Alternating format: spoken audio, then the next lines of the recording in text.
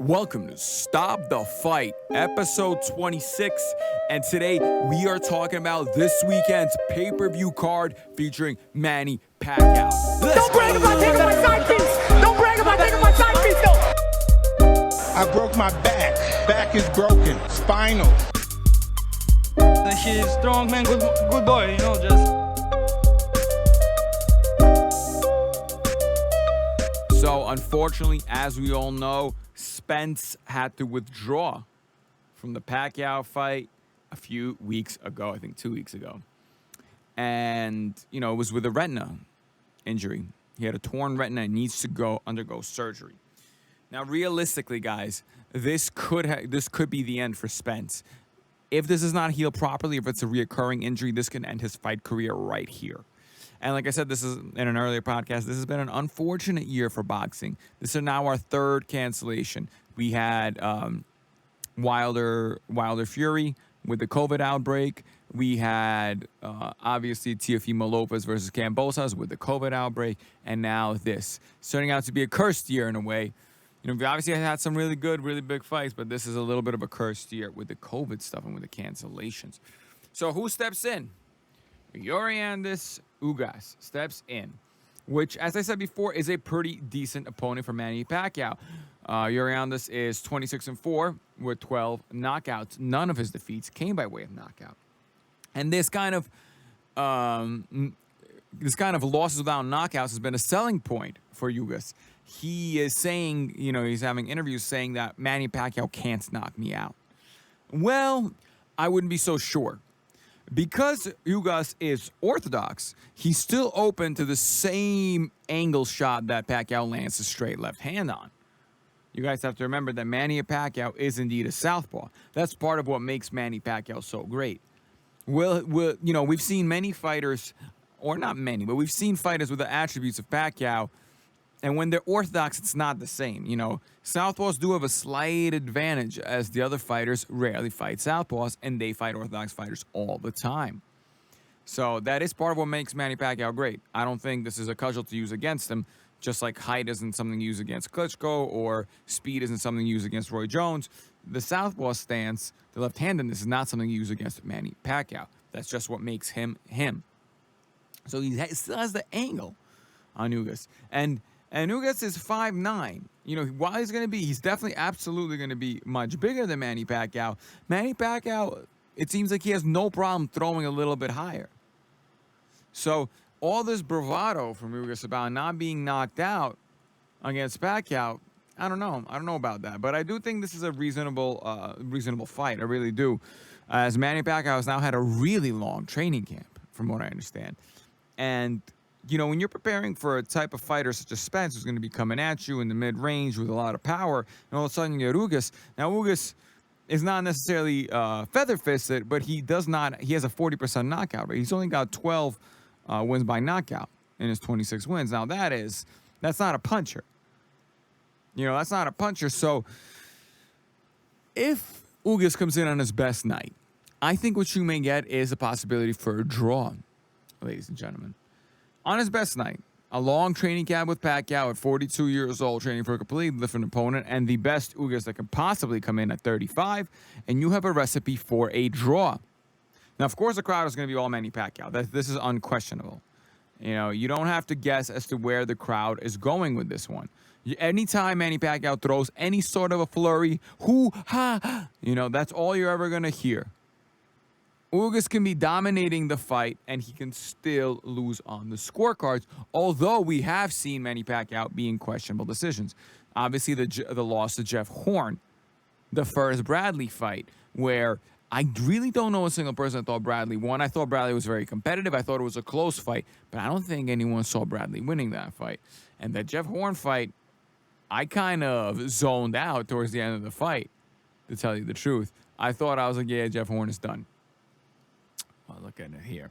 So like I said, this is a boxing. Anything and everything can and will happen in a fight. Just think about the Russell Navarrete fight from the other day. The fight just starts and boom, a clash of heads ends the fight right then and there. Forget about it. Fight over. Everything done. No conclusion. So here we are with Manny Pacquiao. And again, I've spoken about this in a previous podcast, but Manny Pacquiao, with attempting to fight Spence, is really shooting for the hills. Really shooting for that all-time greatness, that kind of prestige, that, that kind of gravitas that few fighters have. Say what you want about Floyd, and he's very well respected, and he's considered one of the best ever. But he never quite challenged himself the way that you see Manny Pacquiao challenging himself now. Again, I'm not saying Pacquiao's a better fighter than Floyd. Just saying that the aura of a fighter is different when he takes on these high-level challenges so late in his career and is competitive or wins them. So, again, I will absolutely be watching this fight. Absolutely. Absolutely. But I want to talk about a fight that's on the undercard of the Manny Pacquiao Ugas pay-per-view. And this is two guys who I thought were kind of done. I thought this was it. They're not coming back. Their time is up, and I probably won't hear from them again. One of them I thought was transitioning to movies, and the other one to become an announcer, but clearly not. These guys are back, and it is Robert the Ghost Guerrero against Victor Vicious Ortiz. Now, let's start with Robert Guerrero. Robert Guerrero is your 36-6, one draw, 20 wins by knockout, one defeat by knockout, welterweight. Now, Robert Guerrero, back in the day, back in the day, at around, I'd say the lightweight limit, was almost seemed like an unstoppable, amazing fighter. If you look at Robert Guerrero's fights at 126, at 130, at 135, he looks like a pound-for-pound guy. Really a top-of-the-line guy. The way he beats Casamayor, Castidas, he looks absolutely like the real deal. Championship, world-class material. He then goes and decides to jump 2 weight classes up. And I think here is where the real issue started for Guerrero. I don't know if he couldn't make the weight anymore. I don't know what it was, but he jumps up and fights what's his name? Selçuk Aydin, right? Who was undefeated at the time, and he beats him. And he beats him comfortably. But he doesn't look like the same Robert Guerrero as you saw him in the fight previous with Castidas, right? He just doesn't. Something about him seems a little bit off. Then he goes and he beats Andre Berto. Comfortable decision, knocks him down twice. So in the first 2 rounds, he almost looked like he's going to get him out of there. Which at that time, Berto was still kind of a very legit fighter. He had only lost to Victor Ortiz at that point. So this was a very kind of still fresh Andre Berto that you see losing to Guerrero, and you see getting knocked down twice. So then Guerrero goes and he fights Floyd Mayweather. Now, I thought, given the way he looked against Aydin and Berto, he did not look, and again, he had problem at the end of the fight against Berto. He did not look like the guy who can beat Floyd Mayweather, and he doesn't. Floyd wins wide, and he wins comfortably. Guerrero just does not seem like the same fighter. He goes on to lose to Thurman, goes on to lose to Garcia, and then he goes on to lose to Peralta, which is literally who, gets knocked out actually by Omar Figueroa Jr. And it seems like it's kind of over. It's kind of over for him. He goes on to have an 8-round fight and then a few more 10-round fights. And then you see him announcing, and you think like this is the end of the career for him. Pretty good career. Honestly, he went from really a world level kind of guy in 2008, 2009, 2010, 2011. But when he makes the jump from lightweight to welterweight, something got left behind. His power couldn't carry. He wasn't just the same. The guys were a little bit faster, a little bit bigger, a little bit stronger. And you see this with many fighters. A fighter who looks unbelievable at a certain weight class, it's just not the same. It's just not the same. Obviously, to a lesser extent, you see this with Lomachenko.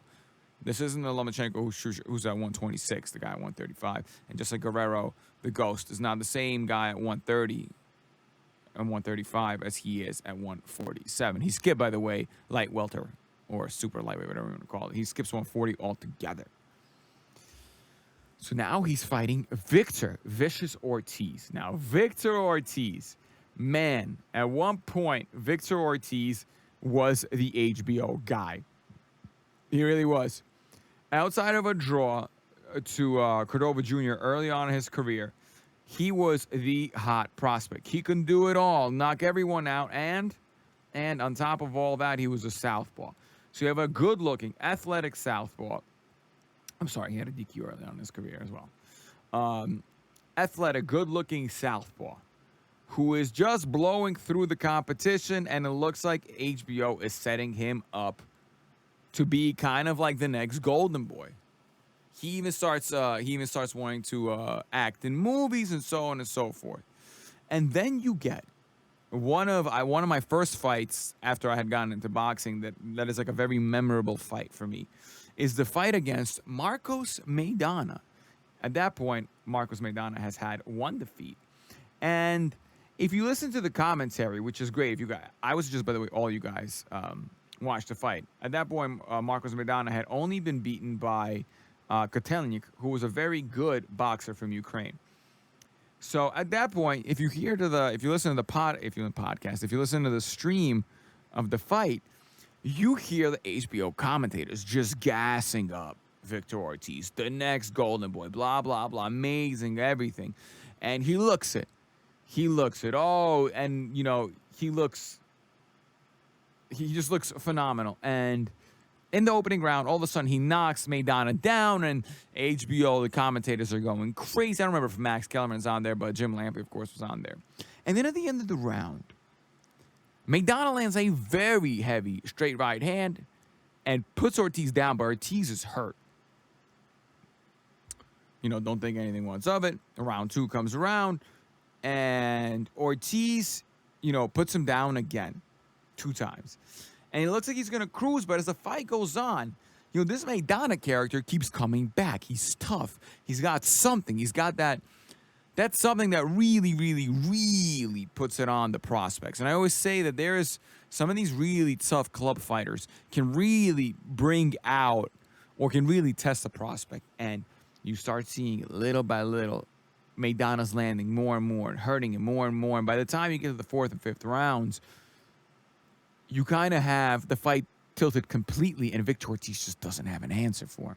The faster, more powerful, maybe not more powerful, but the faster, better boxer, better footwork guy, the guy with all the HBO backing is, well, it looks like he's on his last leg. And boom! Maidana knocks him out, and what looks to have happened is that Ortiz quits. And this quitter moniker, reputation, kind of stays with Ortiz from this point on. He's known from here on out as kind of like the guy that when things get hairy, he'll kind of quit. He, of course, then bounces back, beats Antonio Diaz, Nate Campbell, Vivian Harris, and draws with Lamont Peterson, even though he knocked Lamont Peterson down. Now, I thought he won that fight. That was a little bit unfair for Ortiz to have lost that fight, but whatever. Then we get the Andre Berto fight. Now, at this point, Andre Berto was undefeated. And I think coming in, people expected Andre Berto to win. Or maybe Andre Berto was expected to win. He was extraordinarily slick, powerful, kind of like some of his knockouts were tremendous early on in Andre Berto's career.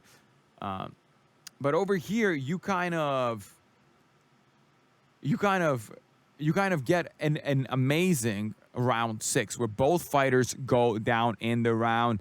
And Emmanuel Stewart, if you listen to the commentary, loses it. He loved this fight.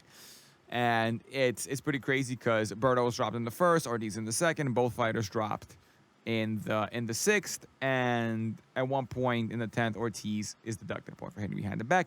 He eventually is giving the win over Berto, which was at the time a really good win, a gutsy performance. You kind of are like, okay, the mental issues are probably behind them. The Maidana fight at that point is 2 years away. We're moved on. And he gets the Floyd Mayweather fight. I was actually at this fight in Vegas, and Floyd Mayweather, it was a crazy fight where Ortiz gets penalized for a very blatant headbutt on Mayweather. And as he goes to kind of hug him, Mayweather just 1-2s him. The ref says go. And it was controversial in the sense that you can't blame Mayweather. You can only blame Ortiz. Like, why are you trying to hug it out there? You intentionally headbutted the guy. Again, so like the mental issues come back. In his next fight, a year and a half later, he fights against Josecito Lopez and gets his jaw broken in the ninth. You know, Josecito Lopez was not considered someone that Ortiz should be losing to, but there he goes. And now you're kind of seeing sort of like the decline in the career, right? Luis Collazo, who just had his last fight the other week, stops him again in the second round, and it looks like he's kind of quitting, like he doesn't want it. He comes back and fights Manuel Perez, and then, you know, a few fights later, he has a rematch challenge Gilberto, in which he is KO'd. He's KO'd in the fourth round, even though he himself knocked Gilberto down. And you kind of have, you know, you kind of think that's probably it for Ortiz, but he fights once a year going forward 2018, where he has a majority draw against Devon Alexander. And I really thought that's got to be it, because at that point, Devon Alexander also is not who he was. And if you can't really get through Devon Alexander in 2018, you're probably done. But all of a sudden, here we are in 2021. We have Victor Vicious Ortiz coming back against Robert Guerrero. And in a way, I think this fight is actually not so bad for either guy. Both guys are clearly well past it. Both guys don't have a shot at winning a title. But fighting against each other, relatively, that's a pretty decent fight. Is this a fight that would have been better 6-7 years ago? Of course. But this is a fight that today is reasonable. A little bit with how, like, these kind of thriller fights where you have Mike Tyson versus Roy Jones and now Mike Tyson versus Holyfield, they're okay fights against each other. This isn't, you know, no one's saying Mike Tyson get in there against Joshua or Roy Jones go fight, you know, Kovalev or whatever. Victor Ortiz is fighting Robert Guerrero. He's not fighting Thurman. He's not fighting, you know, Spence or Crawford.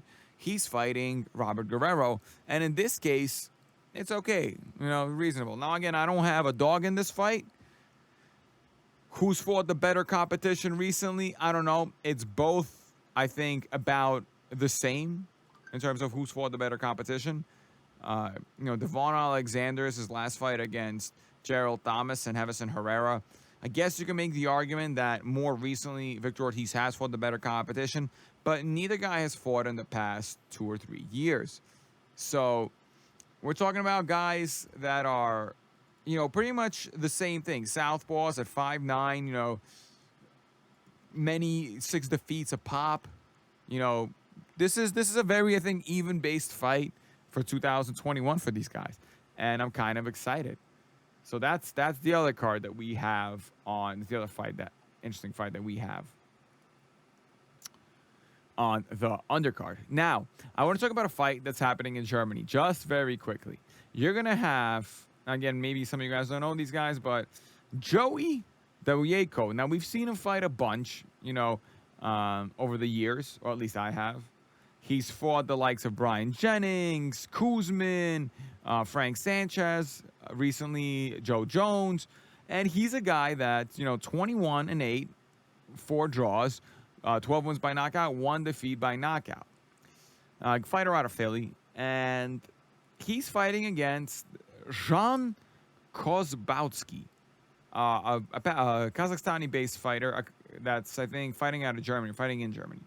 Now, he's undefeated, 15-0 with 14 knockouts. Now, I've looked at some film of Jan, of Kosbowski, and I'm not particularly impressed. I'm looking at who he's fought, the kind of guys he's fought, and, you know, that doesn't give me much confidence here. The only reason I'm talking about this fight is that this fight is Joey's going at plus 1,400, I think, underdog.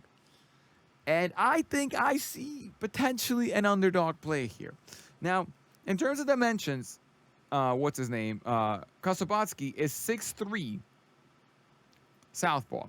And who does he remind me of a little bit in some ways? Well, he reminds me of a 6'4" Russian named Sergey Kuzmin, who we've watched we watched Joey Dawjeko fight.